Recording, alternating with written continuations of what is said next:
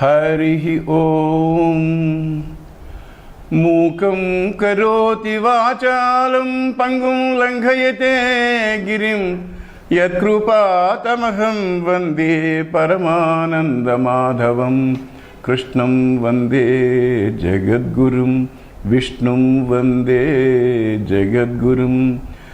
श्रुतिस्मृतिपुराणानाम् आलयं करुणालयं नमामि भगवत्पादं शङ्करं लोकशङ्करं शङ्करं शङ्कराचार्यं केशवं बादरायणं सूत्रभाष्यकृतौ वन्दे भगवन्तौ पुनः पुनः।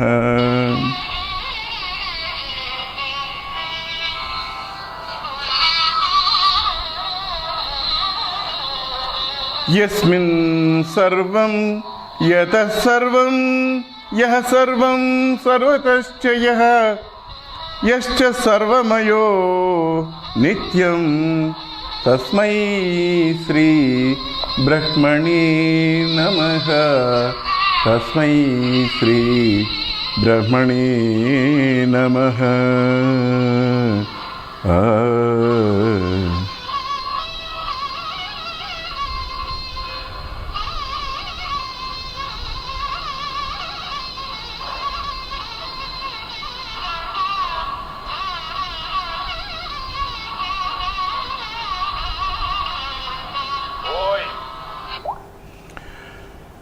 यस्मिन् सर्वं यतः सर्वं यः सर्वं सर्वतश्च यः यश्च सर्वमयो नित्यं तस्मै శ్రీ బ్రహ్మణే నమః। అటువంటి బ్రహ్మకు నాకు నమస్కారం. ఎటువంటి బ్రహ్మ? యస్మిన్ సర్వం, సర్వము దేనిలో ఉందో. ఈ సర్వం అనేటువంటి సర్వం అంటే జగత్, సర్వం జగత్ అంటే అనేక గెలాక్సీస్ ఉన్నటువంటి విశ్వం, యూనివర్స్ అంతా కూడా దేనిలో ఉన్నదో. యస్మిన్ సర్వం అంటే దేనిలో ఉన్నదో. యతః సర్వం, ఈ సర్వం జగత్ అంతా ఎందులోంచి వచ్చిందో, ఇందులోంచి వచ్చిందో ఎందులోకి పోతుంది. ఎవ్వని చే జనించు జగమెవ్వని లోపల నుండి లీనమై ఎవ్వని ఎందు డిందు పరమేశ్వరుడు ఎవ్వడు అని చెప్పారు కదా. యహ సర్వం, వాడే సర్వం, సర్వము తానే అయిన వాడెవడు. ఒక్క పద్యం చాలండి. మన పోతన భాగవతంలో మొట్టమొదటి పద్యం ఎవ్వని చే జనించు అని ఒక పద్యంతో మొత్తం వేదాంతం అంతా ముఠ్ఠీమే హై అంటూ ఉంటారు. ఏదో సెల్ ఫోన్ ఉంటే మనం ముఠ్ఠీమే, వరల్డ్ ముఠ్ఠీమే హై, జగత్ ముఠ్ఠీమే హై అంటుంటాం. సెల్ ఫోన్ ఉంటే చాలట, అంటే మొత్తం ప్రపంచం అంతా మాట్లాడచ్చు కదా. అలాగా మనకి ఆ ఎవ్వని చే జనించు జగమెవ్వని లోపల నుండి ఒక పద్యం కనుక కంఠస్థం చేసినట్టయితే మొత్తం వేదాంతం అంతా అందులో ఉంది, దాని సారం అంతా అందులో ఉంది. అంచేత ఇప్పుడు దానికి సంస్కృతంలో ఒక శ్లోకం అన్నమాట ఇది. యస్మిన్ సర్వం యతః సర్వం యత్ సర్వం సర్వతశ్చేయ, సర్వతా ఉన్నవాడు ఎవడు, సర్వము తాని అయిన వాడెవడు. యశ్చ సర్వమయో నిత్య, సర్వమయం. మయం అంటే ఏంటి? దాని యొక్క స్వరూపమే అది. ఇప్పుడు కొయ్యమయం, కొయ్యమయం ఏమిటి? కుర్చీ కొయ్యమయం, బల్ల కొయ్యమయం, గెరెట్లు కొయ్యమయం, స్పూన్లు కొయ్యం, అన్నీ కొయ్యమయం. అలాగే బంగారం ఆభరణాలు, ఆభరణాలు ఏమున్నాయి? కాసుల దండ బంగారమయం. మయం అంటే అదనమాట. అంటే బంగారం తప్ప ఇంకొక విజాతీయ పదార్థం లేదు అని. బంగారమే కాసుల దండ, బంగారమే ముక్కు పడక, బంగారమే గాజులు, బంగారమే ఇది. సో సర్వమయం అంటే ఇదనమాట మయం. యశ్చ సర్వమయో నిత్యం, అది నిత్యంగా ఉండేది. అది కాసుల దండ నిత్యంగా, అది కరిగించే పోతుంది. కాసుల దండని కరిగించేస్తాం, కరిగించి నెక్లెస్ చేయించుకుంటాం. కాసుల దండ పోయింది అంటే నామరూపాలు పోతాయి, కానీ దాంట్లో సబ్స్టెన్స్ ఏదైతే ఉందో బంగారం, అది పోవద్దు, అది నశించదు. That is what is called నిత్యం అంటే అది. అలాగే మన శరీరం పోతుంది, శరీరంలోని ప్రాణం, మనస్సు కూడా పోతాయి. ఎందుకంటే అవి కనిపిస్తున్నాయి కాబట్టి. ఏది ఏది కనిపిస్తుందో అంతా పోతుంది, ఏది కనిపించదో అది శాశ్వతంగా ఉంటుంది, అది నిత్యం, అది నువ్వు, అది నేను, అది సర్వత్రా ఉంది అని చెప్తున్నాడు ఇక్కడ. తస్మై శ్రీ బ్రహ్మణే నమః. అది బ్రహ్మము, దానికి ఒక పేరు పెట్టాలి కాబట్టి నీకు ఎలా అయితే పేరు పెట్టారో మీ అమ్మ నాన్న, అలాగే ఆ ఉపనిషత్ ఋషులు ఒక పేరు పెట్టారు పాపం. ఆ పేరుని బ్రహ్మము అన్నారు. కాబట్టి నీకు పురాణంలో ఎక్కడ బ్రహ్మం అనే మాట వినిపించదు. దేవుడు, దేవత, విష్ణువు, శివుడు ఇలాంటివి కనిపిస్తాయి, కానీ బ్రహ్మం అనే మాట మీకు కనిపించదు. అక్కడ పురాణాల్లో కనిపించదు, ఒక్క ఉపనిషత్తుల్లో కనిపిస్తుంది, లేదా బ్రహ్మసూత్రాల్లో లేదా భగవద్గీతలో బ్రహ్మవిత్ బ్రహ్మణి స్థిత అని అంటూ ఉంటాడు. కాబట్టి అది భగవద్గీత చెప్పేటప్పుడు ఆ బ్రహ్మం గురించి అప్పుడు అక్కడ మళ్ళీ డిస్కస్ చేసుకుందాం. ఇప్పుడు మనకి ది హయ్యెస్ట్ ఇంకా last and best doubt, ultimate doubt ఒకటి ఉంటుంది మనకి అందరికీ. ఆ డౌట్ని తీర్చడానికి ఒక చిన్న వ్యాసం, దాన్ని వింటాం. ఏమండి బ్రహ్మానుభవం అంటే ఏమిటండి అని అడిగాడు ఎవడో. బ్రహ్మావగతి పురుషార్థం అంటే బ్రహ్మను తెలుసుకోవడమే, బ్రహ్మను అనుభవించడమే ఆత్మానుభవం అని మీరు చెప్పారే. అసలే బ్రహ్మానుభవం అంటే ఏంటి, అది ఎలా వస్తుంది, శబ్ద ప్రమాణం వల్ల వస్తుందా, మీరు వేదం చదివితే శాస్త్రం చదివితే వచ్చేస్తుందా అంతాను, అది థియరిటికల్ నాలెడ్జ్ కదా అని వాడి డౌట్. థియరిటికల్ నాలెడ్జ్ అది మైండ్లో ఉంది. సాధన సంపత్తి ఉన్నవానికి కూడా శబ్ద ప్రమాణంలో పరోక్ష జ్ఞానాన్ని కలగజేస్తుంది, కానీ అపరోక్ష జ్ఞానం కలగజేయదు. జ్ఞానం రెండు రకాలు ఉన్నాయండి. ఒకటేమో థియరిటికల్ నాలెడ్జ్, రెండోది practical knowledge. Okay, theoretical knowledge ఇప్పుడు మీరు శాస్త్రం చదివారు, నేను విన్నాను, అంతా బాగానే ఉంది. ఇదంతా theoretical, intellectual knowledge, intellectual gymnastics. ఏదో అర్థం చేసినట్టు అర్థమైనట్టు నాకు అనిపిస్తోంది. కానీ ఇది ఇంటలెక్చువల్గానైనా లేకపోతే నాకు నిజంగా అనుభవానికి వచ్చిందా అని వాడు అడుగుతున్నాడు. అంటే నాయన కేవలం వినడం వల్ల రాదు దానికి ఆన్సర్. నువ్వు కేవలం శాస్త్రం వినడం వల్ల రాదు, దాన్ని విచారణతో కూడినటువంటి వినడము. విచారణ అని ఎప్పుడు మొత్తుకుంటున్నాం. వస్తు సిద్ధిర్ విచారేణ నకించిత్ కర్మకోటిభిః అని వివేక్ చూడమణిలో ఒక శ్లోకం, చిన్న శ్లోకం, అది చాలా ఒక 1,00,000 పొటెన్సీ శ్లోకం అనమాట. వస్తు సిద్ధి కావాలంటే, బ్రహ్మం యొక్క సిద్ధి కావాలంటే విచారేణ, only by through enquiry, not by any other means. విచారేణ నకించిత్ కర్మకోటిభిః, నువ్వు కోటి కర్మలు చేస్తాను నాకు దొరకదు అని. నేను హిమాలయాలు ఎక్కుతానండి అంటే దొరకదు, యాగం చేస్తానంటే దొరకదు, యజ్ఞం చేస్తానంటే దొరకదు, ఉపాసన చేస్తానంటే దొరకదు, భక్తి చేస్తానంటే నేను పాండురంగ భక్తి నిరంతరం పాండురంగ దొరకదు. అదేంటంటే వాళ్ళకి కూడా దొరకదా? అవును, వాళ్ళకి కూడా దొరకదు. ఎందుచేత అంటే వాళ్ళు నేను వేరు, పాండురంగుడు వేరు, నేను వేరు, కృష్ణుడు వేరు, నేను వేరు, శివుడు వేరు, ఇలాంటి భావం ఉందా? ఎప్పుడైతే అటువంటి ద్వైత భావం ఉందో అంతవరకు వాడికి దొరకదు. కాబట్టి నువ్వేం చేయాలి? ఓన్లీ అది నీ మీద ఆవాహన చేసుకోవాలి. నేను ఇప్పుడు బ్రహ్మం గురించి చెప్పాను, సర్వత్రా ఉన్న బ్రహ్మము అని. అది నేనేని నువ్వు అనుకోవాలి. అది అక్కడే వచ్చిన గొడవ. అలా అనుకుంటేనే అనుభవం, అనుకోకపోతే అనుభవం కాదు. ఏమండి దశమ సమస్యలో అలాగే కదా అనుకున్నాడు వాడు. నేను 10వ వాడిని అనుకున్నాడా లేదా? అప్పుడు వాడు ఏం చేశాడు? అందరినీ లెక్క పెట్టిన తర్వాత నేను అనుకున్నాడా లేదా? ఆ లెక్క పెట్టడమే enquiry. That is what is called enquiry. ఏమంటే సాధన చతుష్టయం లేని వాడు కూడా ఇలా అనుకుంటే అయిపోతాడా అండి అన్నాడు. అసలు సాధన చతుష్టయ సంపత్తి కనుక అంటే కాంపిటెన్సీ లేకపోతే వాడు విన్నా కూడా వాడికి ఎక్కదు. ఎందుకంటే బికాజ్ ఆ క్లాస్కి ఫిట్ అవ్వాలి వాడు, ఆ కాంపిటెన్సీ ఉండాలి. మనకి ఏంటి ఈ క్లాస్కి ఫిట్ ఏంటి? వాడికి వైరాగ్యం ఉండాలి, వాడికి ఏమో మరి ముముక్షత్వం ఉండాలి, అంటే మోక్షమే పొందాలి. దానికి వేరే ఈ లోపల ఉండేటువంటి కీర్తి ప్రతిష్టలు కానీ, నాకు ఆ స్వర్గమోహాలు కానీ అవన్నీ కూడా భోగాలు అక్కర్లేదు అనేవాడే కావాలి ఇక్కడ ఈ క్లాస్కి ఫిట్. కాబట్టి అలాంటి వాడికి ఆవిడ బ్రహ్మ అలా లేదనుకో, వాడికి అసలు బ్రహ్మ విచారణ బుద్ధే కలగదు. ఇంక వాడు ఏం చేస్తాడు? కాబట్టి అదొకటి. సరేనండి, మళ్ళీ వాడు ఇంకా చెప్తున్నాడు. అపరోక్ష జ్ఞానం కలిగింది అనుకున్నాం. పరోక్షం అంటే ఏంటంటే ఎదురుకుండా, ఇప్పుడు పరోక్షం అంటే అక్షానికి కంటికి ఎదురుకుండా ఉన్నది. ఇది సీసా అనేటువంటి జ్ఞానం, దీన్ని పరోక్ష జ్ఞానం అంటారు. అంటే మనకి ఎదురుకుండా ఉంది. అపరోక్ష జ్ఞానం అంటే ఏంటి? ఇది ప్రత్యక్షం, పరోక్షం రెండు. అంటే అక్షానికి విడిగా ఉంది.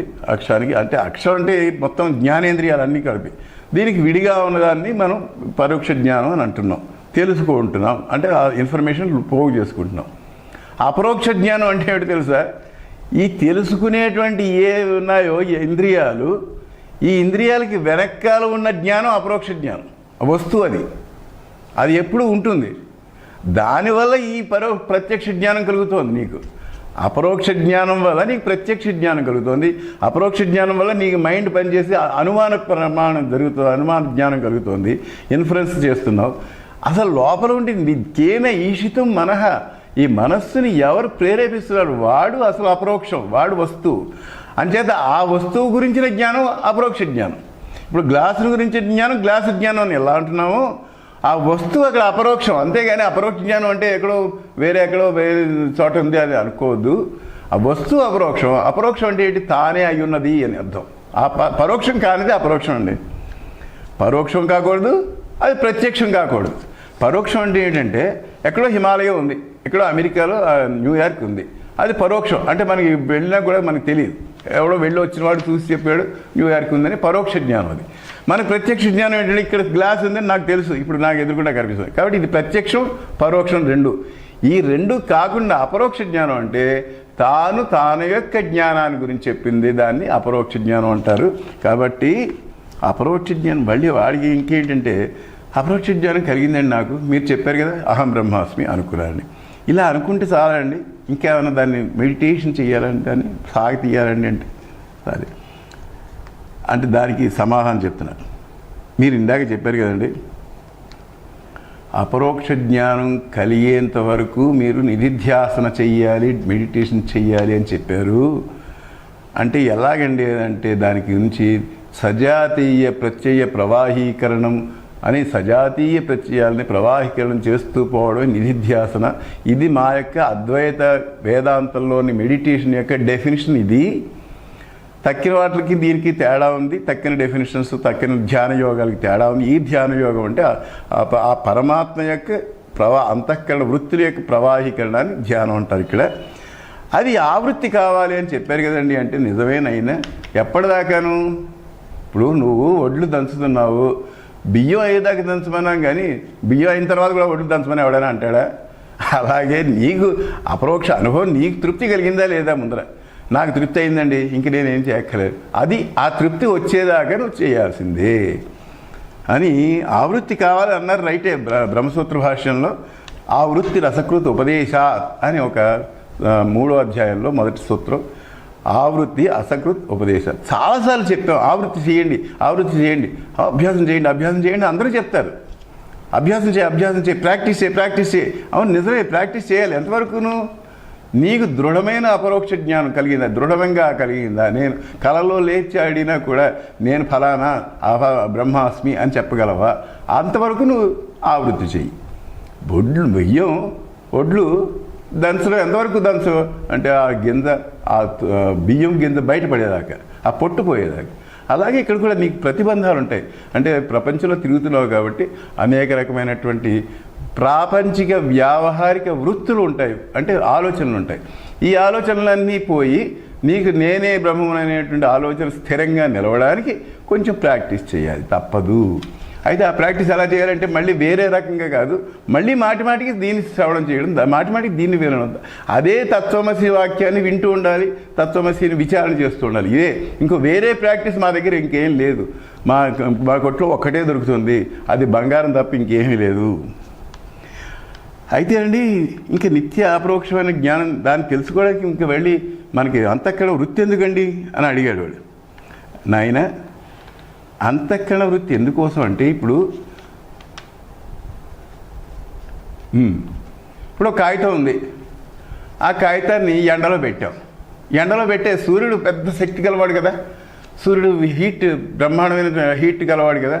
ఆ హీట్ ఆ కాగితాన్ని కాల్చగలదా? కాల్చలేదు. ఎందుకు? అంతటి మహానుభావుడు అసలు కాగితాన్ని ఎందుకు కాల్చలేకపోతున్నాడు అని అంటే దానికి స్పెషల్ టెక్నిక్ ఇంకోటి ఉంది. ఒక అద్దం పెట్టు, భూతద్దం పెట్టు, ఆ భూతద్దంలోంచి ఆ కిరణాలని దాని మీద పడేస్తే ఆ కాగితం చకచకగా కాలిపోతుంది. అవునా కాదా? కాబట్టి ఆ కాలడానికి నువ్వు ఏం టెక్నిక్ చూపించావు? ఒక భూతద్దం అడ్డు పెట్టావు. అలాగనే నీకు దేహం నేను అనేటువంటి భ్రాంతి అనేటువంటి కాగితం ఉంది. దీన్ని కాల్చడానికి నువ్వేం చేయాలి అంటే బ్రహ్మాకారాకారిత అంతఃకరణ వృత్తి అనేటువంటి అద్దాన్ని పెట్టు. ఆ అద్దం పెడితే ఆ పరమాత్మ యొక్క జ్ఞానం దాంట్లోంచి ఎలా కారి ఇందులోకి దీన్ని కాల్చేస్తుంది, అంటే దేహాన్ని కాల్చేస్తుంది. దేహాన్ని కాల్చేస్తే మరి ఉంది కదండి అంటే, ఇది కాలిపోయిన బట్ట అయ్యా. బట్టలు విస్త్రీ చేసిన బట్టలు ఉన్నాయి, కాలిపోయాయి, కానీ విస్త్రీ బట్టలు అలాగే ఉంటాయి. అవి మనం ఎప్పుడో చూసామో లేదో మనకి తెలియదు, కానీ ఒక తాడు ఉందనుకోండి, తాడు కాలిపోయిన తర్వాత తాడులాగే ఉండవచ్చు, అది ఇలా ముట్టుకుంటే మసి అయిపోతుంది. అట్లాగా మనకి ఇప్పుడు దేహాలన్నీ కూడా అలా మసిలా ఉండాలి, అంటే ముట్టుకుంటే మసి అయిపోతుంది. ఇది అటువంటి దేహం. అయితే వాడికి మనకి తేడా ఏంటంటే వాడు జ్ఞాని, పాపం వాడు మామూలుగా మనతో పాటు తిరుగుతున్నవాడు, మనతో పాటు తిండి తిప్పలు తీస్తున్నాడు. కానీ వాడి శరీరానికి మన శరీరానికి తేడా ఏంటంటే మన శరీరం దగ్ధ బీజం అంటారు, దీన్ని దగ్ధ పటవత్ అని శంకరాచార్య వారు చెప్పారు. సో అది కొంచెం శాస్త్రంలో హయ్యెస్ట్ లెవెల్. ఆ హయ్యెస్ట్ లెవెల్ అర్థం చేసుకోవడానికి మీకు ఇంకా మైండ్ యొక్క పరిపక్వత కావాలి. కాబట్టి పరిపక్వత కావాలి అంటే దాని శాస్త్రం బాగా క్షుణ్ణంగా స్వయంగా కృషి చేయాలి, స్వయంగా నువ్వు చదవాలి, స్వయంగా వినాలి. ఆ రకంగా నువ్వు దాన్ని బాగా పట్టుకోవాలి. దీన్ని శంకరాచార్యుల వారి కన్నా ఇంకా బాగా విశదంగా చెప్పిన వారు ఎవరంటే విద్యారణ్య స్వామి. తమ పంచదశలో వేదాంత పంచదశి అనే గ్రంథం ఉంది. ఆ గ్రంథంలో చాలా బ్రహ్మాండంగా చెప్పారు. దాని గురించి 4 ముక్కలు చెప్పుకుందాం ఇప్పుడు. జ్ఞానం చాలు నిజానికి. మనకి జ్ఞానం అంటే జ్ఞానమే సమాధి. అంటే నేను అనుకోవడానికి ఇంకా ఎవరినైనా అడిగా మనకి పెద్ద ఇది కొండలెక్కాల కోర్టు వర్క్ ఏం చేయక్కర్లేదు కదా, కాబట్టి నేను జ్ఞానమే ఇదే సమాధి కదండి అన్నాడు. రైటే, ఇదే సమాధి. అయితే నీకు ఆ బ్రహ్మానందాన్ని ఒక స్ఫురణకి రావాలి అంటే నువ్వు తక్కినవన్నీ ఒక్కసారి నువ్వేం చేయాలంటే, ఇదంతా సముద్రమే కరెక్టే, కానీ దాని మీద గుర్రపు డెక్కలు ఉన్నాయి. కొంచెం ఒక్కసారి కనుక నీకు తెలియదు కాబట్టి ఇదంతా గుర్రపు డెక్కలే అనుకుంటున్నావు, కాబట్టి ఇది మంచినీళ్ళు కావాలనుకుంటున్నావు, కాబట్టి ఒక్కసారి ఆ గుర్రపు డెక్కలు ఇలా పక్కకి తొలగించి ఒక్కసారి చూడు, ఓ ఈ నీళ్ళు లేదండి. అప్పుడు గుర్రపు డెక్కలు మళ్ళీ ఇలా వచ్చేస్తాయి. అయినా అప్పుడు నీకు జ్ఞానం ఎలా ఉంటుంది? కింద ఉన్నది పరమాత్మ, అది నీళ్ళే, అంతే మంచినీళ్ళే అని చెప్పి ఎలా అయితే నీకు జ్ఞానం దృఢంగా ఉంటుందో, అలాగే ఒక్కసారి సమాధి అంటే ఒక్కసారి ఆ వృత్తులన్నీ కూడా లేకుండా చేసి తాను ఒక్కడే మిగలడం. అది నిద్రలో ఉంటున్నావు, కానీ ఇప్పుడు ప్రయత్నంతో అలా ఉండాలి. నిద్రలో ఎలా ఉన్నావో ప్రయత్నం చేసి అలా ఉండాలి. అది ఒక క్షణం చాలు, ఒక క్షణమైనా చాలు. అది that is what is called సమాధి. దాన్ని సమాధి అంటారు. ఏమంటే మీరు పొందారండి ఆ సమాధి అని అడగచ్చు అందరూ. పొందారా పొందలేదా వాడి ప్రారంధాన్ని బట్టి ఉంటుంది. వాడి ప్రారంధంలో వాడి సమాధిలో కూర్చునేటువంటి యోగం ఉందంటే 300 సంవత్సరాలు సమాధిలో కూర్చుంటాడు. లేదంటే వాడి ప్రారంధంలో అలా లేదు అంటే వాడు శుభ్రంగా తిరుగుతూ ఉంటాడు. ఇప్పుడు గోవింద భగవత్పాదులు గారి ప్రార్థన ఏంటంటే ఒక కొండ గుహలో కూర్చోవడం, ఆయన ప్రార్థన అది. మరి శంకరాచార్య వరకు అలా కుదరలేదే, అలా కూర్చోవడానికి కుదరదే. ఆయన అంతా మొత్తం ప్రపంచం అంతా, అదే మొత్తం ఆంధ్ర దేశం అంతా చుట్టి ఆయన భాష్యాలు రాసి ఇవన్నీ చేసి ఇదంతా యాక్టివిటీ. మరి యాక్టివిటీ చేస్తున్నాడు, ఆయన బ్రహ్మానుభవం పొందినవాడు, ఈయన బ్రహ్మానుభవం పొందినవాడు అంటే ఒక్కొక్కళ్ళ ప్రార్థన ఒక్కొక్క రకంగా ఉండదు. కాబట్టి ఎవడు ఆ బ్రహ్మానుభవం పొందిన వాడంతా వాడికే తెలుస్తుంది, కానీ బయట వాళ్ళకి ఎవరికి గుర్తుండదు అని. అది జీవన్ముక్తి సుఖం అంటారు దాన్ని. ఆ సుఖాన్ని వాడు అనుభవిస్తూ ఉంటాడు, నీకు పైకి కనిపించకపోవచ్చు. అయ్యా మరి అనుభవం అంటే ఏంటండి అన్నాడు. దీనికి శంకరాచార్య వారు ఒక డెఫినేషన్ ఇచ్చాడు. ప్రతిదీ మనం డెఫినేషన్తో స్టార్ట్ చేస్తామని చెప్పాం కదా. Definition even in any field. ఫిజిక్స్లో కూడా, ఫిజిక్స్లో డెఫినేషన్స్ ఉంటాయి, కెమిస్ట్రీలో డెఫినేషన్. అసలు what is nitrogen, what is oxygen అని డెఫినేషన్స్ ఉండాలి. అలాగే ఇక్కడ వాట్ ఈజ్ ఆత్మానుభవం, వాట్ ఈజ్ బ్రహ్మానుభవం అని అంటే సర్వ దుఃఖ వినిర్ముక్త ఏక చైతన్యాత్మకోహం ఇది నిశ్చయ ఆత్మానుభవ అని శంకరులు బ్రహ్మసూత్ర భాష్యంలో రాశారు. సర్వ దుఃఖ వినిర్ముక్త, సర్వ దుఃఖాలు లేనటువంటి వినిర్ముక్త ఏకైక చైతన్యం, ఒకటే చైతన్యం. అటువంటి చైతన్యం ఆత్మక, నేనే అది అనే నిశ్చయం ఏదైతే ఉందో ఆ నిశ్చయమే ఆత్మానుభవం. అంతేగాని ఆ జ్ఞానమే ఆత్మానుభవం. అంతేగాని దానికి మళ్ళీ అనుభవానికి పొందడానికి వేరే ఇంకోటి ఏం చేయక్కలేదు. ఇప్పుడు లడ్డు తీయగా ఉంది, అది జ్ఞానమే, ఆ జ్ఞానమే అనుభవం కూడా. ఎక్స్పీరియన్స్ ఇది ఇట్ సెల్ఫ్, ఇది జ్ఞానం. మనం జనరల్గా అనుకుంటాం ఏంటంటే ఎక్స్పీరియన్స్ వేరు, జ్ఞానం వేరు అనుకుంటున్నాం. అది ఎక్కడ? ద్వైతంలో. వంట చేయడం పుస్తకంలో ఉంది, వంట చేసిన తర్వాత అనుభవించడం ఒకటి అంటారు. ఇటు పుస్తకంలో ఉన్నది వేరు, ఇక్కడ అనుభవించింది వేరు. కానీ ఇక్కడ అలా కాదు. ఇక్కడ జ్ఞానం అదే, అనుభవం అదే. ఎందుకోసం అంటే అది నీకన్నా వేరుగా లేదు, అక్కడ వేరుగా ఉంది, నీకన్నా వేరుగా ఉంది. కాబట్టి అది థియరిటికల్ నాలెడ్జ్, ప్రాక్టికల్ నాలెడ్జ్ రెండు వేరు. ఇక్కడ అలా కాదు, థియరిటికల్ ప్రాక్టీస్ రెండు ఒక చోటే ఉన్నాయి. దాన్నే వేదాంత is neither theory nor practice. It is neither theory nor practice. It is aparoksha anubhava అని డెఫినేషన్ ఇచ్చారు. ఎవరు? ఇంగ్లీష్లో ఎవరు? చిన్మయానంద ఇచ్చారు డెఫినేషన్. ఏంటంటే వేదాంత is neither theory Nar practice, it is అపరోక్ష అనుభవం. అయితే ఇంద్రియాల అనుభవాలు ఇవన్నీ ఉన్నాయి, ఇవన్నీ మనం అనుభవాలు అనుకుంటున్నాం మనం. నీకు అలాగంటిదే బ్రహ్మానుభవాన్ని కూడా నువ్వు ఎక్స్పెక్ట్ చేస్తూ ఉంటావు. అలా ఇంద్రియాల వల్ల అనుభవం కలిగినట్టుగా నేను ఇప్పుడు ఆ లడ్డూలు నోట్లో వేసినప్పుడు తీయగా అనిపించింది, నాకు ఇప్పుడు ఏమో అనిపించడం లేదే, నేను బ్రహ్మను అనుకున్నాను, నాకేమో అనిపించడం లేదే అని అనుకుంటావు. అది తప్పు. ఎందుకంటే వీడే అనుభవించేవాడు కాబట్టి వీడికి అనుభవం వేరే అక్కర్లేదు, అక్కర్లేదు. స్వయమేవ అనుభూతిత్వాత్ విద్యతే నా అనుభవ్యత జ్ఞాతృ జ్ఞానాంతర భావ అజ్ఞేయో నతు అసత్తయ. అనుభవమే స్వరూపం గల ఆత్మ వీడు. ఆత్మ అనుభవమే స్వరూపం వీడిది. అనుభవంలో విషయం కాదు. అంటే it is not an object to become a అనుభవం. దానికంటే వేరైన జ్ఞాత లేకపోవచ్చు. అది జ్ఞాతృ జ్ఞాన. మూడు లేవు. జ్ఞాతృ జ్ఞానం జ్ఞేయం ఈ మూడు కూడా సంపుటి అయిపోయి త్రిపుటి కాలేదు. కాబట్టి కేనోపనిషత్తులో కూడా ఇదే అంటాడు, విజ్ఞాతారమరే కేన విజానీయత్. అన్నింటినీ తెలుసుకున్న దాన్ని తెలుసుకుంటానంట ఏమిటారు అబ్బాయి? అన్నింటినీ అదే తెలుసుకుంటాను. నీకు దాన్ని ఎవరు తెలుసుకుంటారు? దాన్ని అదే తెలుసుకోవాలి. మాధుర్య స్వభావాద అన్యత్ర స్వగుణాదిక అర్పణం స్వస్మింస్త తద్దర్పణం అపేక్ష నో సచ అంత్యస్య దర్పణం. ఇప్పుడు ఒక ముఖం చూసుకోవాలంటే, వాడి యొక్క ముఖం చూడాలంటే వాడికి దర్పణం కావాలి. నా ముఖం చూడాలంటే ఒక దర్పణం చూస్తున్నాం. అదే ఎవరి ముఖాన్ని చూడాలంటే వాడికి దర్పణం అక్కర్లేదు. ఎదురుకుండా కనిపిస్తున్నాడు, వాడికి దర్పణం ఎందుకు? నా ముఖం చూసుకోవాలంటే దర్పణం కావాలి. కానీ అలాగే ఒక మాధుర్యం అనేటువంటి తీపి అనే పదార్థం చక్కెర లేక బెల్లం ఉంది. ఆ బెల్లం ఎందులో వేస్తే అది అందరూ తీయగా ఉంటాయి. ఆ పదార్థాలను తీయగా ఉంటాయి. బెల్లానికి మళ్ళీ బెల్లం మాధుర్యం కావాలా? దానికి మాధుర్యం అందంగా అన్ని దక్కలేదు కదా. అంచేత వేరొక పదార్థం అక్కలేదు. అంచేత అది ఎల్లప్పుడూ ఆ తీపి స్వభావం దాన్ని. అలాగే మన స్వభావం ఎప్పుడు కూడా అనుభవమే స్వభావం అండి. ఆత్మానుభవం లేదన్నవాడు ఎలాంటి వాడు అంటే, నాలుక లేదు, నాకు నాలుక లేదన్నవాడు అంటే వాడు మాట్లాడుతున్నాడు, నాలుక లేదంటున్నాడు. నాలుక లేకపోతే నీకు మాట ఎలా వచ్చింది? అంటే అనుభవం లేకపోతే నీకు మాట్లాడు.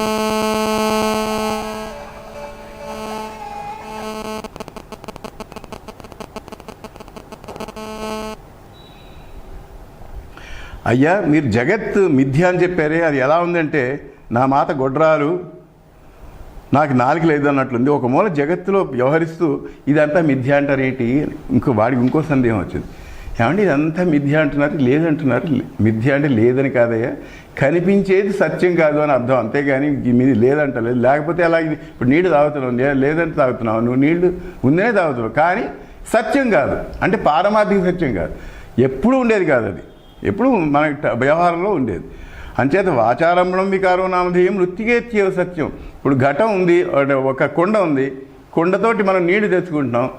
నీళ్లు తెచ్చుకుంటే ఘటం మిథ్య అన్నాం మేము.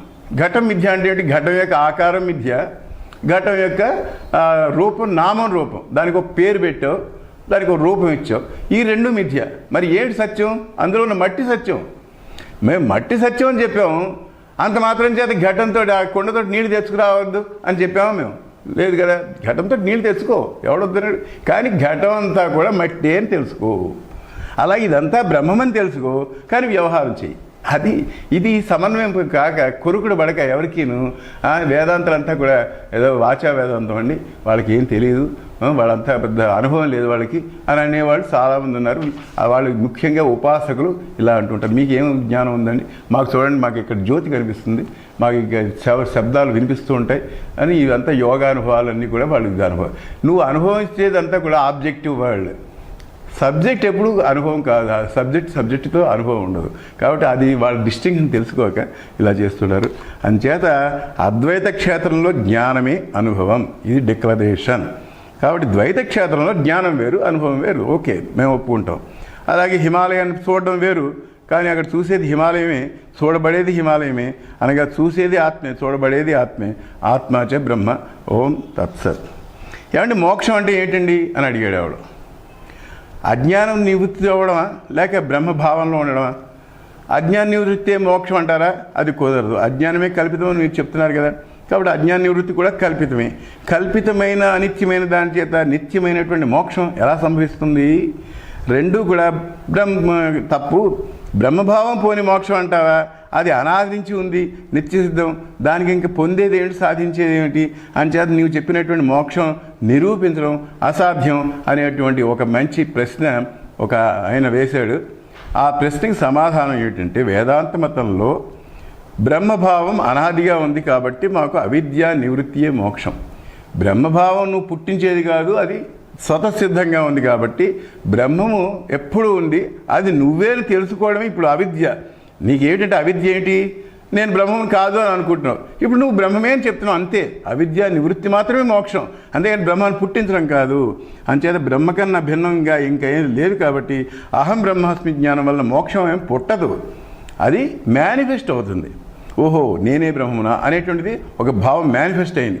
అంతే ద్వైత భ్రమ నివృత్తిగా అవడమే మాకు ఇష్టం, అంతేగాని మన బ్రహ్మాన్ని మనం పుట్టించడం లేదు, మోక్షాన్ని మనం పుట్టించడం లేదు. ఓం తత్సత్. దీంతో ఈవేళ జ్ఞానం యొక్క పరిధిలో ఎంఏ పిహెచ్డి క్లాసులో ఉండేటువంటి మొత్తం జ్ఞానం యొక్క విశ్లేషణ పూర్తిగా కొంతవరకు చెప్పుకున్నట్లే. ఇప్పుడు మళ్ళీ మనం ఏం చేయాలంటే, మనకి ఎంతసేపు చెప్పాం కదా ఆవు పాఠం, ఆవు పాఠాన్ని గురించే మనం ఎప్పుడు నిత్యం మననం చేయాలి. ఏమిటండి ఆవు పాఠం అని అంటావా? ఆత్మ అంటే ఏమిటి? మళ్ళీ మొదలు. ఏంటండి ఆత్మ అంటే చెప్పారు కదండి, నేననే స్ఫురణ, నేను ఎల్లవేళలా ఉన్నాననే స్ఫురణ, అదే ఆత్మ, అదే నీ స్వరూపం అని చెప్పారు కదండి, అదే సచ్చిదానందం అన్నారు. అదే అన్నయ్యా, ఆ ఆత్మ సత్తు చిత్తు ఆనందం అన్నాను, అది నువ్వు చెప్పగలవా? ఆత్మ సత్తు అంటే ఏంటి చెప్పగలవా? అదే చెప్పలేకపోవడం ఏంటండి? ఆత్మ త్రికాలాబాధ్యం అన్నారు కదా సత్ అని, అంటే 3 కాలాలు ఉండేది అన్నారు కదా, అంటే 3 కాలాలు అంటే ఏమిటయ్యా అని అడిగాడు. అడిగితే ఏమీ లేదండి, గురు శిష్యుల సంవాదం అన్నమాట. శిష్యుడు అంటాడు 3 కాలాలంటే మనం జాగ్రత్త స్వప్నం సుషుప్తినండి, 3 కాలాల్లో నేనే ఉన్నాను కాబట్టి నేనున్నాను, ఎల్లవేళలా ఉన్నాను అనేటువంటిది నాకు ఆనందంగా ఉన్నాను అని చెప్పి నేను అనుకుంటున్నాను, కాబట్టి సత్తు చిత్తు ఆనందం నేనే కదండి అంటాడు. రైటేనయ్యా, మరి ఆత్మ పుడుతుందా, చస్తుందా? అవే లేదండి, పుట్టదండి. నేననే స్ఫురణ అది నిరాకారం కదండి, కాబట్టి పుట్టదు, పుడితే కదా చచ్చేది అంటే అది నిరాకారం అని ఎలా చెప్పగలరు? అది నిరవయం, అవయవాలు లేవు. దేనికైతే అవయవాలు ఉన్నాయో దానికి ఆకారం ఉంది, దేనికైతే అవయవాలు లేవో దానికి ఆకారం లేదు. కాబట్టి ఇదొక దాని లక్షణం. ఇప్పుడు ఆత్మ యొక్క లక్షణాల గురించి విశ్లేషణ చేస్తున్నాం. ఏమంటే అది అన్అసెంబుల్డ్, ఎందుకనగా నిర్గుణం కాబట్టి, గుణములు దాని కార్యాలు లేవు కాబట్టి. అది మాయా లక్షణమైన సత్వ రజస్తమో గుణాలు దాని కార్యాలు, దేహేంద్రియాలు లేవు. మరి నాకు దేహేంద్రియాలు ఉన్నాయి కదండి, నిజమే, కానీ అవి అజ్ఞాన దశలోనే ఉన్నాయి.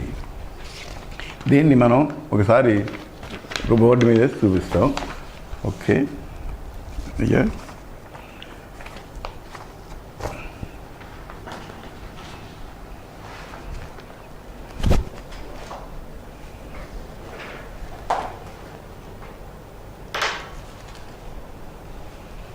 ఇది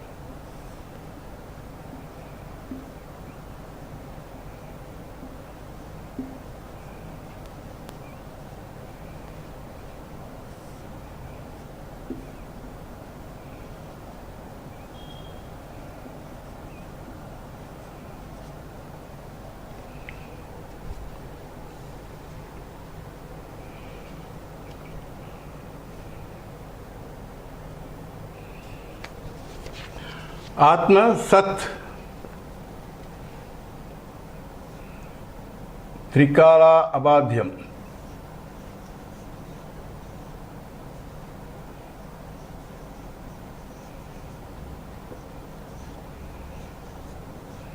అంటే మూడు కాలముల యందు బాధించబడకుండా, బాధన అంటే కాంట్రడిక్షన్, బాధ మీన్స్ మనకి వేదాంతంలో కాంట్రడిక్షన్, అటువంటి కాంట్రడిక్షన్ లేకుండా ఎప్పుడు ఉండేది అంటే మూడు కాలముల యందు అంటే ఏంటి? Past, present, future. నీ యొక్క జన్మకు ముందర, జన్మ తర్వాత, తర్వాత చనిపోయిన తర్వాత కూడా ఉండేది సత్. అలాగే జాగ్రత్త, స్వప్నంలో, సుషుప్తిలోను మొత్తం మూడింటిలోనూ ఉండేది త్రికాలాబాధ్యం సత్. ఆ సత్తు ఉండడమే కాదు, నువ్వు ఉంటూ ఏమనుకుంటున్నావు? నేను ఉన్నాను అనుకుంటున్నావు. ఇది చిత్. నేను ఉన్నాను ఎల్లవేళలా, నేను ఎల్లవేళలా ఉన్నాను, ఎల్లవేళలా. ఎలా ఉన్నావు? దుఃఖంగా ఏడుస్తూ కూర్చున్నావా? ఎప్పుడు ఆనందంగా ఉండేలాగా, ఎప్పుడు ఆనందంతో. కాబట్టి నీ ఇంపార్టెంట్ లక్షణం ఏమిటంటే ఆత్మ అనగానే ముందరి సత్తు చిత్తానందం. ఇదే ఫస్ట్ ప్రిఫరెన్స్ దీనికి ఇంతవరకు. ఇది మొత్తం ఆత్మ అంటే. ఇప్పుడు మనం డిస్టింక్షన్ కొంచెం ఏంటంటే బ్రహ్మం అంటే, బ్రహ్మం అని అన్నామే, బ్రహ్మం యొక్క లక్షణాలు ఏమిటి? ఇది బ్రహ్మ లక్షణాలు అనుకున్నాం. అంటే అది కూడా ఉంది. బ్రహ్మం పుట్టుక లేనిది, పుట్టుక లేనిది, పుట్టుక లేనిది. పుట్టుక ఉంటేనే కదా సావు. ఎందుకు పుట్టుక లేదండి అంటే దీనికి గుణములు లేవు. గుణములు అంటే మాయా ప్రభావం లేనిది. మాయలో త్రిగుణాలు ఉంటాయి.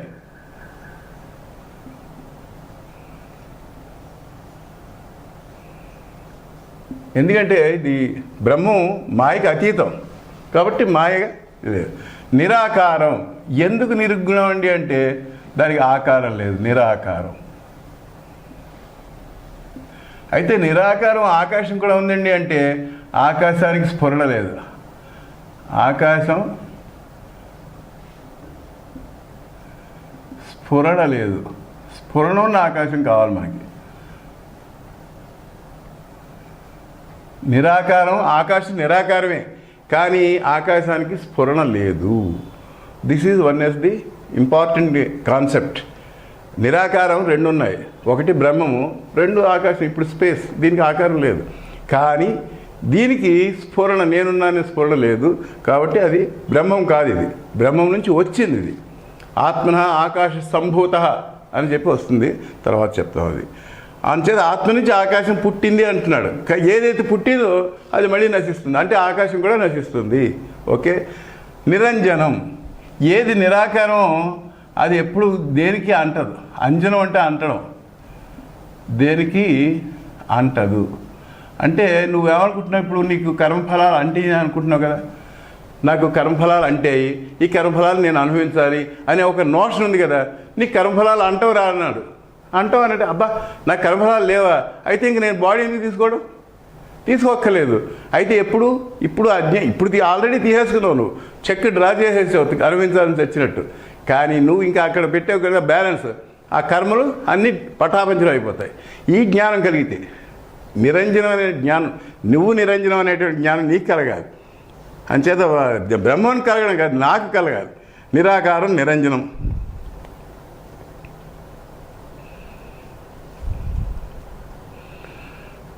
ఏమండి? నిత్యం రాలేదా? ఏదైతే నిరంజనమో, ఎందుకు నిరంజనం అంటే దానికి వికారాలు లేదు. చేంజ్లెస్, నిర్వికారం. చేంజ్ లేదు, చేంజ్లెస్నెస్ అంటే వికారాలు పొందడం. అంటే ఇప్పుడు మట్టి ఉదాహరణ కూడా మంచిది కాదు. ఎందుకంటే మట్టి వికారం పొందింది, కొంచెం షేప్ మారింది. షేప్ మారితే కొండ అన్నావు. ఇక్కడ మనకి అలా కాదు. ఇప్పుడు ఇది గోడ అలాగే ఉంది, దీని మీద బొమ్మలు వచ్చాయి. గోడ షేప్ మారలేదు, అది బొమ్మలు కేవలం ఒకే బొమ్మలు వచ్చాయి అంతే. బొమ్మలు పోతే షేప్ అలాగే. ఇక్కడ అలా కాదు, మట్టి మళ్ళీ మట్టిలో కలవాలంటే ఆ కుండ బదలగొట్టాలి, బదలగొడితే మళ్ళీ మట్టిలో. కాబట్టి ఆ ఉదాహరణ కూడా ఇక్కడ ఫెయిల్ అయిపోయింది. ఇక్కడ ఏ ఉదాహరణ ఇవ్వాలంటే తెర మీద బొమ్మలు.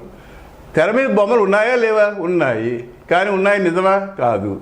అది అప్పుడు తెరకి ఏమైనా అంటిందా? అక్కడ సముద్రం ఉంది, అది ఏమైనా తడిసిందా తెర? పర్వాలేదు. కాబట్టి ఈ రకంగా చూస్తే మనకి అది నిరంజనం, దేనికి అంటదు, నిర్లిప్తం. ఎందుకు అంటారండి చేంజ్లెస్, నిర్వికారం ఎందుకండి అంటే అవయవాలు ఉంటే కానీ చేంజ్ రాదు. నిరవయవం కాబట్టి అవయవాలు లేవు. అవయవాలు ఉంటేనే అవయవాలు లేవు అంటే పార్ట్స్ లేవు. It is partlessness and whole. Partless whole ఇది అంటే పార్ట్స్ ఉంటే ఇప్పుడు పార్ట్స్ అయ్యి అసెంబుల్ అయింది. ఇప్పుడు టీవీ ఉంది, ఆ టీవీ అసెంబుల్ చేశాడు వాడు, హోలే రైట్, టీవీ అంతా హోల్, కానీ అది పార్ట్స్ ఉంది. అంటే పార్ట్స్ ఉంది కాబట్టి అది డీకంపోజ్ అవుతుంది. ఇప్పుడు శరీరం ఉంది, శరీరం డీకంపోజ్ అవుతుందని మనం అంటూ ఉంటాం. అలా డీకంపోజ్ అవుతుంది ఎప్పుడు? అవయవాలు ఉంటే. కానీ ఇది డీకంపోజ్ కాదు.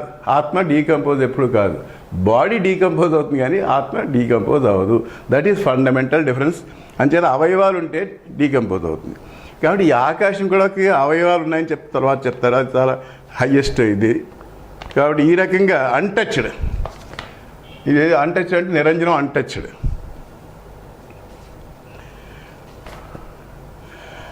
ఇప్పుడు మనం మామూలు శాస్త్ర పరిభాషలో ఏమంటారంటే ఆత్మకి పంచకోశాలు ఉన్నాయి కదండి అంటాడు. పంచ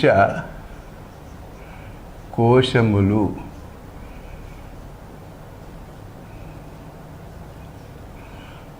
అవి ఏమిటంటే పంచ అంటే 5.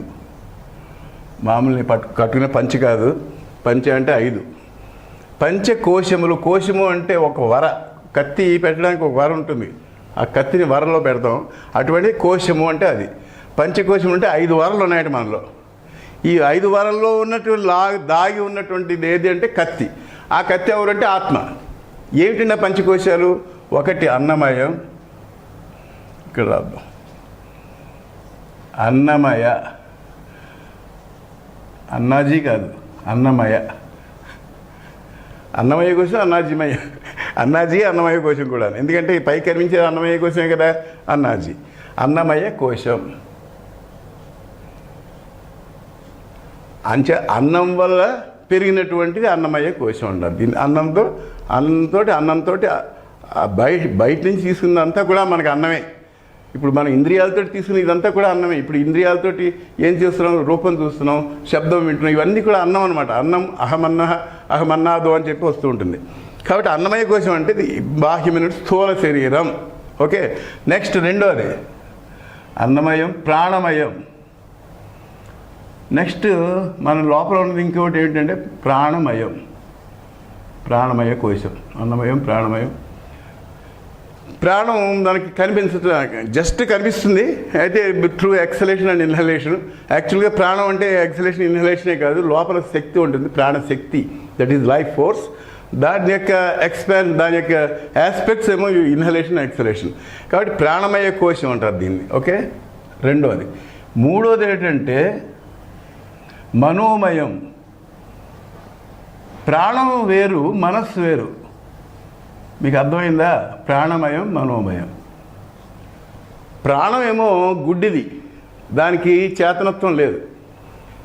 అది మనం నిద్రలో పడుకుంటాం, ప్రాణం ఉంది మనకి, కానీ పాము మీద నుంచి పాకినా అది తెలియలేదు దానికి. అది పాము పాకుతుంది మన మీద అని తెలియదు. అదే మనస్సు ఉందనుకో, అరే పాము వచ్చింది అని అంటుంటాం. కాబట్టి మనస్సుకి తెలివి ఉంది, ప్రాణానికి తెలియలేదు. మనస్సు ఏమో కుంటివాడు, ప్రాణం ఏమో గుడ్డిది. కుంటివాడు గుడ్డివాడు కలిసి ప్రయాణం చేస్తున్నారట. వాడు గుడ్డివాడు ఒకడు, కుంటివాడు పైన ఎక్కి కూర్చున్నాడు, కుంటివాడు నడిపిస్తున్నాడు. ప్రాణం గుడ్డివాడు కదా, గుడ్డివాడికి కాళ్ళు చేతులు అన్ని బ్రహ్మాండంగా, ఒక కాళ్ళు ఒకటి గుడ్డి. వీడు ఏం చేస్తాడు? వీడి మీద కుంటివాడు ఎక్కాడు, వాడు నడవలేడు కదా, అని చేత వాడు ఎక్కాడు. వీడేమో వాడు దారి చెప్తూ ఉంటాడు, వీడేమో నడుస్తూ ఉంటాడు. అలా ఇద్దరు కూడా పరస్పరం సహాయం చేసుకుంటూ ఉంటారు. అలాగనే మన మనస్సు చెల్లించడానికి, మనకి మనస్సు యాక్టివేట్ చేయడానికి, మనస్సును ఇచ్చేయడానికి ప్రాణశక్తి కావాలి, ప్రాణం కావాలి.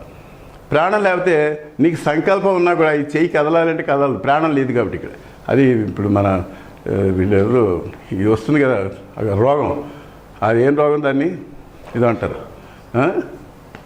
పక్షవాతం. ఈ పక్షవాతం అనే రోగం వచ్చిన వాడికి ప్రాణశక్తి ఇందులో ఉండదు. ఆ ప్రాణశక్తి ఇందులో కలవకపోవడం వల్ల మనస్సులో ఉంది, ఈ చేయి కదపాలని ఉంటుంది పాపం వాడికి, కానీ కదపలేడు. అంచేత ఇది మనస్సు ప్రాణం రెండు కోయిన్సైడ్ అవ్వాలి. అడ్మినిస్ట్రేషను అకౌంట్స్ కోయిన్సైడ్ అవ్వాలి, లేకపోతే దేనికి దానికి విరిసిపోతుంది. ఆ మేనేజర్ వస్తాడు, వాడు ఏంటి మీ ఇద్దరికి కోఆర్డినేషన్ లేకపోతే ఎలాగంటాడు. అలాగే ఇప్పుడు రెండింటికి కోఆర్డినేషన్ ఉండాలి ఎప్పుడు. సో మనోమయం ప్రాణమయం, తర్వాత విజ్ఞానమయం అన్నాడు. విజ్ఞానమయం ఇది నేను చాలా సూక్ష్మంగా చెప్తున్నాను, దానికి చాలా విశ్లేషణ చేసేది ఉంది. విజ్ఞానమయం దీన్ని వివేక్ చూడడంలో బాగా విశదంగా చెప్పారు. విజ్ఞానమయ కోశం. విజ్ఞానం అంటే ఏం లేదు, ఈ మనస్సు రెండో ఫంక్షన్ ఏది, దానికి బుద్ధి అనే ఇంకో ఫంక్షన్, సేమ్ అంతఃకరణం రెండు ఫంక్షన్స్ చేస్తుంది. బుద్ధి అనే ఫంక్షన్ చేసేటప్పుడు విజ్ఞానమయం అంటాం, అంటే బుద్ధిలో ఉన్నది అని అర్థం. అలాగే ఆనందమయం, ఆనందమయ కోశం, ఆనందమయ. ఈ మయ శబ్దం అనుకున్నామే, మయ అంటే దాంతో తాదాత్మ్యం చెందినది, అంటే అలా వాటేసుకున్నది మయం. వాడు స్త్రీమయం రావాడు అంటాడు, అంటే స్త్రీని వాటేసుకున్నవాడు అన్నట్టుగా. సో అన్నమయ, ప్రాణమయ, మనోమయ, విజ్ఞానమయ, ఆనందమయ ఇవన్నీ కోశములు, ఇవన్నీ ఉపాధులు అంటాం. దీన్ని టెక్నికల్ వర్డ్ ఏంటంటే ఉపాధులు. ఉపాధులు మీన్స్ మీడియమ్స్ మన ఇంగ్లీష్లో. ఇప్పుడు ఒక నీళ్లు రావాలంటే పైన ట్యాంకులోంచి నీళ్ళు రావాలంటే ఏముంది, కుళాయి గొట్ట ఉంటుంది కదా, that is what is called medium. అలాగే ఇవన్నీ మీడియమ్స్. దేనికి మీడియము? ఆత్మకి. ఆత్మ ఈ మీడియమ్స్ ద్వారా ఇట్ ఈజ్ రివీలింగ్. అంచేత ఆత్మ అనేది ఏంటంటే జ్ఞానం. ఆత్మ మీన్స్ జ్ఞానం. జ్ఞానం మీన్స్ మళ్ళీ చైతన్యం. జ్ఞానం అంటే మళ్ళీ మనం బుద్ధిలో ఉన్న జ్ఞానం కాదు, చైతన్యం. ఓకే, ఈ చైతన్యం ఇట్ ఈజ్ ప్రవహిస్తుంది అన్నమాట. ఎక్కడి నుంచి ప్రవహిస్తుంది? పంచకోశాల్లో ప్రవహిస్తుంది. కాబట్టి పంచకోశాలు ఎన్లైటన్ అవుతున్నాయంటే ఈ ఆత్మ యొక్క జ్ఞానం ప్రసరించడం మూలాని. కాబట్టి ఈ రకంగా మనం ఈ 5 కోశాలు, ఈ కోశాలని నేను కాదు, ఈ కోశాలు నేను కాదు, నేను ఆత్మని అని అనుకోవడం మన యొక్క ఇప్పుడు వేదాంతంలో వచ్చే టర్నింగ్ పాయింట్ ఏంటంటే ఈ పంచకోశములు నేను కాదు అని పక్కకి తోసేస్తే ఇంక మిగిలేది ఏమిటి అంటే జ్ఞానం. జ్ఞానం అంటే ఏంటి? స్ఫురణ. స్ఫురణ అంటే ఏంటి? నేను నేను నేను అని స్ఫురణ. అది అంతటా ఉంది. కాబట్టి ఇంకొకటి ఉంది, అవస్థాత్రయ సాక్షి. ఇంకొక కాన్సెప్ట్ ఏంటంటే ఇది ఆత్మ అవస్థాత్రయ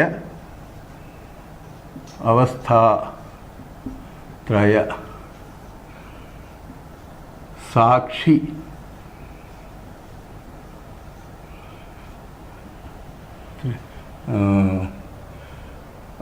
మూడు శరీరాలకి సాక్షి, శరీర అతీతం.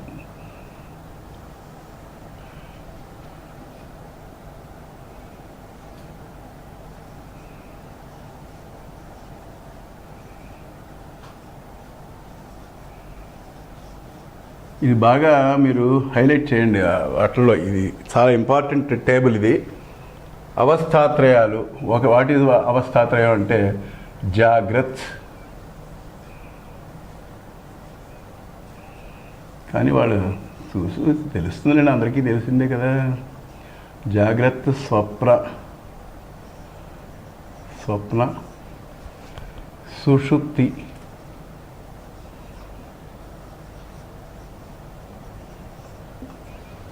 మూడు శరీరాలు ఏంటంటే స్థూలం,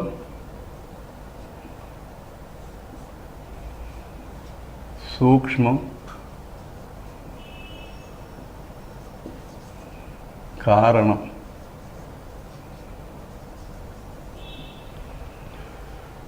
ఇదండి.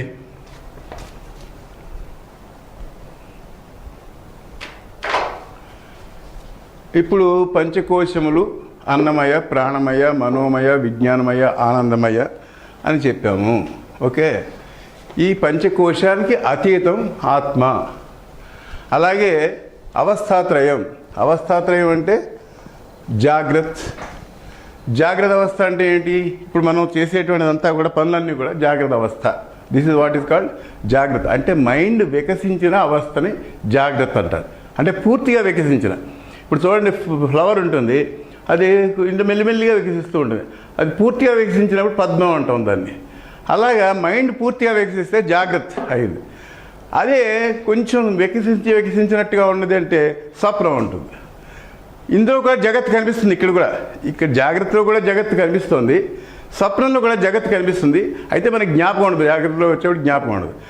ఈ రెండు తప్పించి మనకి నిద్రలోకి వెళ్ళిపోతాం, గాఢ సుషుప్తి. ఇది 3 అవస్థలు. ప్రతి జీవుడు, ప్రతి ప్రాణి కూడా, ఈ సృష్టిలోని ప్రతి ప్రాణి 3 అవస్థలు అనుభవిస్తోందా లేదా? అనుభవిస్తుంది. ఎవరు అనుభవింపజేస్తున్నారు ఈ మూడింటి? సాక్షి ఎవరు ఈ మూడింటికి అని అంటే నువ్వే. ఎవరు? ఆత్మ సాక్షి. ఎందుకు సాక్షి అంటే ఈ 3 అవస్థలు ఉన్నాయని చెప్పేది ఎవరు? నేను ఇప్పుడు జాగ్రత్తలో నేను కలగన్నాను రా అంటాడు. నువ్వు కళను చూసావా? కళను చూశాను రా అంటే నువ్వు వేరు, కళ వేరునా? అవును, కరెక్టే. అయితే నువ్వు సాక్షి అనమాట. కళకి సాక్షి నువ్వే కదా. అలాగే ఈ జాగ్రత్త నువ్వు చూస్తున్నావు కాబట్టి నీకు జాగ్రత్తకి సాక్షి నువ్వే. అలాగే నిద్రలో పోయాను రా, నేను హాయిగా ఆనందంగా ఉన్నాను రా అంటాడు. అంటే ఆనందాన్ని చూసేవాడు ఒకడున్నాడు, ఆనందాన్ని అనుభవించిన వాడు ఇంకొకడు ఉన్నాడు. వాడు ఆత్మయే అక్కడ ఉన్నాడు కాబట్టి వాడే చూశాడు, వాడే ఆనందాన్ని అనుభవిస్తున్నాడు. కాబట్టి ఇలా మూడింటికి అవస్థాత్రయ సాక్షి, ఇది ఒక లక్షణం ఆత్మకి. ఇప్పుడు ఆత్మకి డెఫినేషన్ మనకి we are going the details of this definition. ఆత్మ అవస్థాత్రయ సాక్షి. అలాగే త్రిశరీర సాక్షి. 3 శరీరాలు ఉన్నాయి మనకి కనిపిస్తున్నాయి. స్థూల శరీరం, సూక్ష్మ శరీరం, కారణ శరీరం. ఈ 3 కూడా ఈ పంచకోశాల్లో ఇమిడిపోయాయి. ఇప్పుడు స్థూల శరీరం ఏంటి? అన్నమయ కోశం స్థూల శరీరం, మనోమయ కోశం ప్రాణం, మనోమయం, విజ్ఞానమయం ఏమో ఈ 3 కూడా దీనికి దాన్ని ఏమంటారు? సూక్ష్మ శరీరం. ఇక్కడ పెడదాం.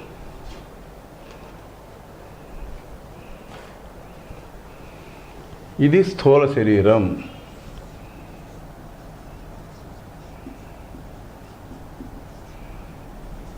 Gross body.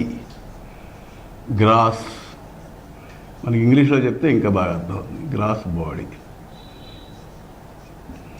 ఇది 3 ప్రాణమయం, అన్నమయం, విజ్ఞానమయం. ఈ 3 కూడా సటిల్ బాడీ. అంటే సూక్ష్మ శరీరం.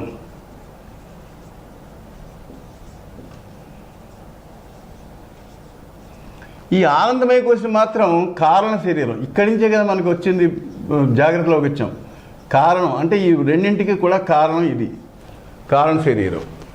అంటే ఆనందమయ కోశంలోంచి మనం స్వప్నంలోకి వచ్చాం, స్వప్నంలోంచి స్థూలంలో జాగ్రత్తలోకి వచ్చాం. కాబట్టి ఈ రకంగా మళ్ళీ మనం అలాగే అవరోహణ ఆరోహణ ఆ రకంగానే పెడుతుంది.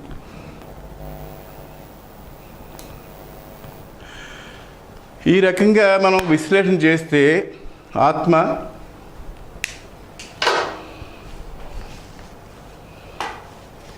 ఇప్పుడు ఆత్మ యొక్క లక్షణాలు తెలుసుకున్నాం కాబట్టి ఈ ఆత్మయే బ్రహ్మము లక్షణాలు కూడా.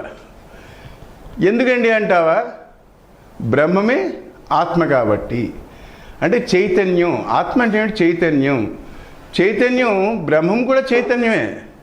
అయితే నువ్వేమనుకుంటున్నావు అంటే దిస్ ఈజ్ మన బాడీలో ఉన్న చైతన్యం లిమిటెడ్, అందుకోసం జీవ అని పేరు పెట్టుకున్నాం. This is unlimited. బ్రహ్మ చైతన్యం అన్లిమిటెడ్.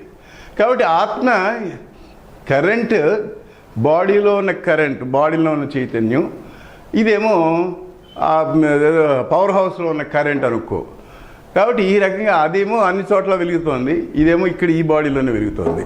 అంచేది ఇప్పుడు జనరల్గా మనం ఆత్మ అంటే నేనే అనుకుంటాం, ఈ దేహమనే అనుకుంటాం. కాబట్టి ఈ చైతన్యమే ఇది అని మనకి ఆత్మాచ బ్రహ్మ అని శంకరాచార్య వారు డెఫినేషన్ ఇచ్చారు. కాబట్టి ఆ బ్రహ్మం వేరు, ఆత్మ వేరు అని ఎప్పుడు అనుకోవద్దు. దట్ ఈస్ ది ఫండమెంటల్ బోధ, నీకు చేయాల్సిన బోధ ఏంటంటే ఉపనిషత్తులు నువ్వు వేరు బ్రహ్మం వేరు అని చచ్చినా అనుకోవద్దు, బ్రహ్మమే నువ్వు, నువ్వే బ్రహ్మము. ఇది వాళ్ళ యొక్క డిక్లరేషన్, ఉపనిషత్తుల యొక్క డిక్లరేషన్. ఇది తెలుసుకున్నవాడు ఇంకా మోహం పొందడు అని అంటారు.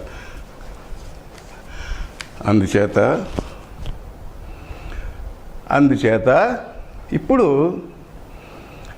అవస్థాత్రయ సాక్షి అంటే జనరల్గా మనం ఏమనుకుంటామంటే కోర్టులో సాక్ష్యం చెప్తుంటారు కదా, వాడు ఏమంటాడు, ఎరా నువ్వు చూసావరా అబ్బాయి వాడు మర్డర్ చేయడం చూసావా అని అడుగుతాడు.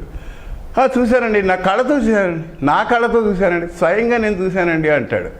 అంటే నా కళ్ళు వేరు, నేను వేరు. నా కళ్ళతో అన్నాడు ఒకసారి, మళ్ళీ నేను స్వయంగా చూశాను అంటాడు. స్వయంగా నా కళ్ళతో చూశాను.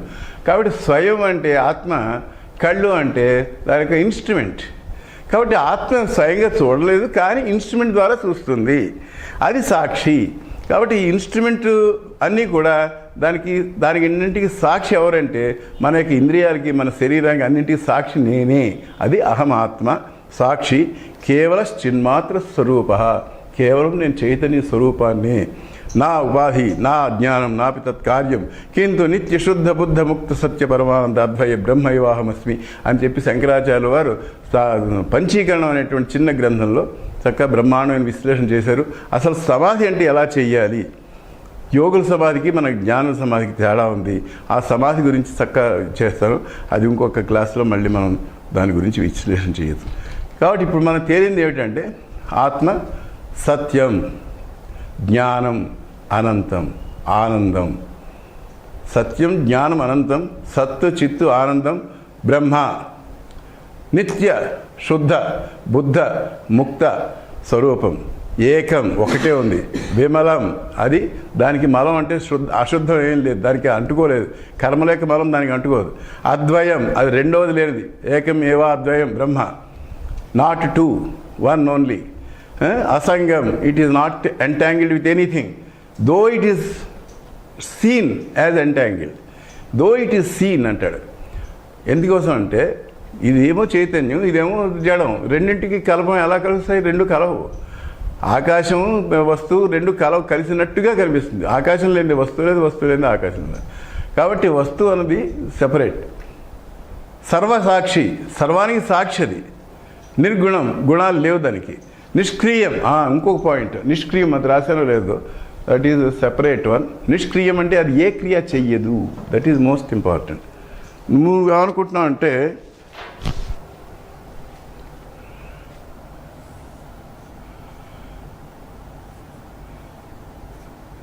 నిష్క్రియం,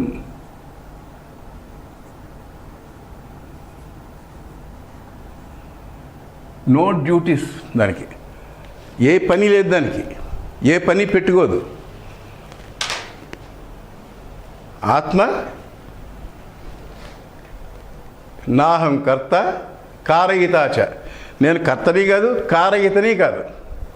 చాలామంది ఏమంటారంటే, నేను వింటూ ఉంటాను, నాహం కర్త హరిహి కర్త అంటున్నాడు ఒక ఆయన. నాయన నాహం కర్త అంటావు, నువ్వు కర్త కాదు, రైటే బాగానే ఉంది. హరిహి కర్త అని ఎందుకు అంటున్నావు? అంతా ఆయన చేయిస్తున్నాడు, నీ మొహం నీకు చెప్పాడా ఆయన చేస్తున్నాడని? ఎంత ఫూలిష్నెస్ అంటే, ఎంత పెద్ద పెద్ద మహానుభావులు.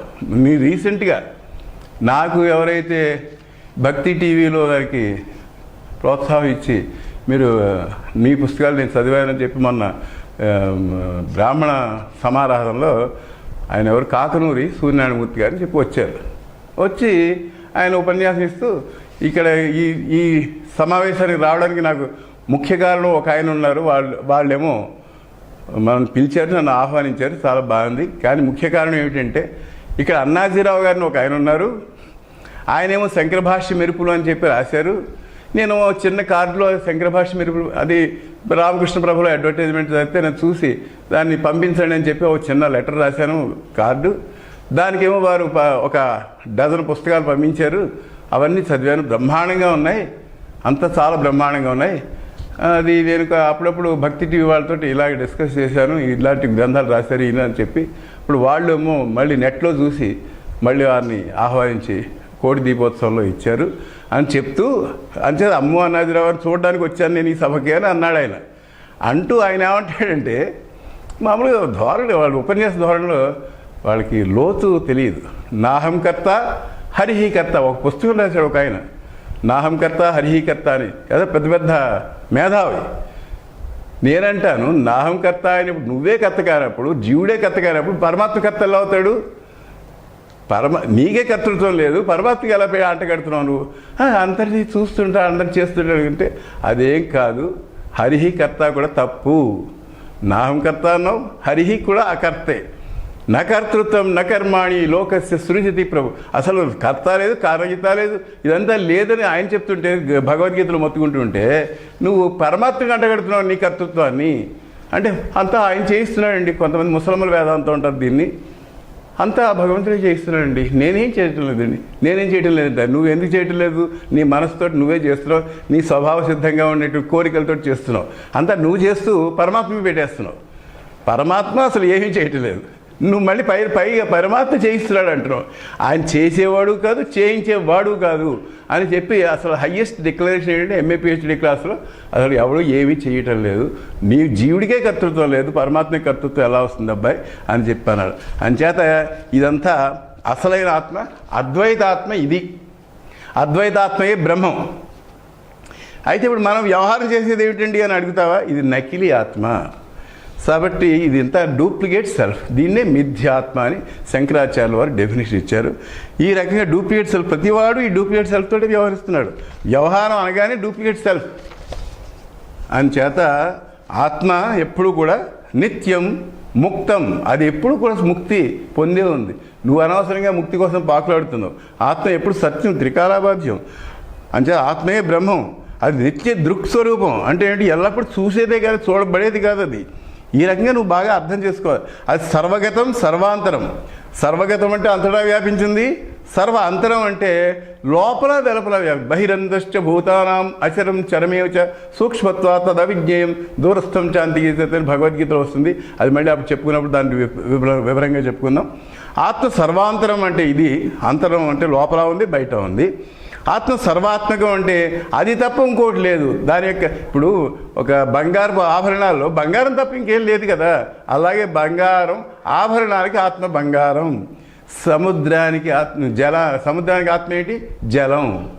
జలం దానికి ఆత్మ. కాబట్టి ఇలాగా సర్వ ఆత్మ అంటే దాని యొక్క ఆకారం, దాని యొక్క స్వరూపమే ఆత్మ అని ఈ రకంగా మనం తెలుసుకోవాలి. అదే పరమాత్మ. నేను అహమాత్మ గుడాకేసి సర్వభూతాశయ స్థిత, సర్వభూతాల్లో ఉండేటువంటి ఆత్మ నేనే అని చెప్పుకొచ్చాడు.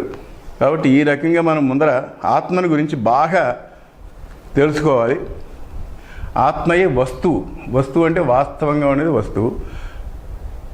మరి ఆభాస అంటే ఏంటండి? అంటే ఆభాస అంటే దాని యొక్క తాలూకు ఛాయ, దాని ఛాయ. ఇప్పుడు పైన ఓ పక్షి పెడుతూ ఉంటుంది, దాని ఛాయ కింద పడుతూ ఉంటుంది. ఈ ఛాయ ఏమో ఆభాస, అదేమో వస్తువు. మనం ఈ ఛాయను పట్టుకుంటున్నాం, ఆ వస్తువుని పట్టుకోవడం లేదు. అంటే ఛాయను పట్టుకుని ఎంతసేపు చేసినా మనకి ఇది విలువ ఉండదో, అలాగా మనం ఎండమావులు పట్టుకున్నాం, జలాన్ని పట్టుకోవటం లేదు. బంగారాన్ని పట్టుకోకుండా నువ్వు ఆభరణాలు పట్టుకుంటున్నావు, బంగారాన్ని పట్టుకోవటం. మట్టిని పట్టుకోకుండా కుండలు పట్టుకుంటున్నావు. మనిషి నీడను పట్టుకుంటున్నావు కానీ మనిషిని పట్టుకోవటం లేదు. కాబట్టి మనకి వస్తువు ఎప్పుడు వస్తువు, దాన్ని వాస్తవంగా ఉండేది వస్తువు. ఆభాస అంటే దాని యొక్క నీడ, దాని యొక్క ప్రతిబింబం.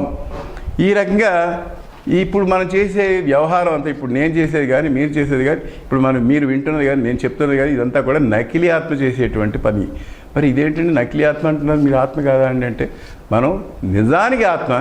ఇప్పుడు వ్యవహారంలో ఆ పైనుంచి ఒక మెట్టు కింద దిగి మనం చెప్పుకుంటున్నాం. ఇదంతా మనకి మీ అందరూ కూడా ఉద్ధరించబడాలని భగవద్గీత ఆచార్యుడు ఎలా ఆకాంక్షించాడో దుర్యోధనాదుడికి చెప్పకుండా ఒక అర్జునుడికి ఎందుకు చెప్పాడు అంటే, he is only the competent person in that whole team. అలాగే ఇవి కాంపిటెంట్ పర్సన్స్గా చెప్పాలని చెప్పి పరమాత్మ కూడా చెప్పాడు.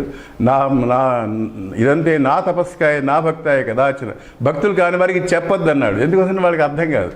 అలాగే నా తపస్కాయ, తపస్సు చేయని వాళ్ళకి చెప్పొద్దు అంట, అంటే కొంచెం సాధన చేయని వాళ్ళకి చెప్పొద్దు అన్నాడు. సాధన చేసిన వాళ్ళకి ఇటువంటి విషయాలు చెప్పాలి అని. అంచేత ఇది ఎంఏ పిహెచ్డి క్లాస్ అని చెప్పింది అందుకోసం. కాబట్టి మీ అందరూ కూడా ఈ క్లాసు అర్హులైతే సరే, అర్హులు కాలేదు కింద దిగండి, ఓ మెట్టు కింద దిగండి, BA చదవండి. బిఏ అంటే ఏమిటి? శాస్త్ర విచారణ చేస్తుండే, అది కూడా బిఏవే. ఇంకా విచారణ చేస్తూ ఉండండి, దానికి మెడిటేషన్ తోడు చేయండి. ఇప్పుడు యోగా అంటే పతంజలి యోగా బిఏ క్లాస్, కాబట్టి బిఏ క్లాస్లో చేయవలసినటువంటి యోగా పతంజలి యోగ సూత్రాలు చదివి దాన్ని బాగా సాధన చేయండి. దాన్ని కూడా మేము రికమెండ్ చేస్తాం. ఎంతవరకు? జ్ఞానం పొందేదాకా. జ్ఞానం పొందిన తర్వాత అది అక్కర్లే, మళ్ళీ ఆ రికమెండేషన్ ఫెయిల్ అక్కడ. కాబట్టి ఈ జ్ఞానం పొందేదాకా జ్ఞానానికి ఉపయోగం ఇది ఒక మీన్స్ అని చేయండి. కాబట్టి మీరు యోగం చేయండి, ఉపాసన చేయండి, భక్తి చేయండి, ఏదైనా చేయండి. జ్ఞానం ఉదయించే వరకు ఇవన్నీ తోడ్పడతాయి. జ్ఞానం ఒక్కసారి సూర్యుడు ఉదయించాడంటే చీకట్లు వెళ్ళిపోతాయి. అలాగే జ్ఞానం ఉదయిస్తే చీకటి అంతా పోతుంది, నీ అజ్ఞానం అంతా పోతుంది అని శంకర్ల వారు మొత్తుకుంటున్నారు. కాబట్టి మనం శంకర్ల భాష్యాన్ని బాగా ప్రిపేర్ అయ్యి బాగా చదివి దాన్ని అర్థం చేసుకుందాం. ఓం తత్సత్. ఇంక ఇది వరకు నెక్స్ట్ స్టాంప్ ఏంటంటే శంకర భాష్య మెరుపులు కానీ లేదంటే గీతా సుగంధం అని దాని ఉంది. ఆ గీతా సుగంధం నెక్స్ట్ క్లాస్లో మనం స్టార్ట్ చేస్తాం. కాబట్టి ఓం తత్సత్ బ్రహ్మార్పణమస్తు.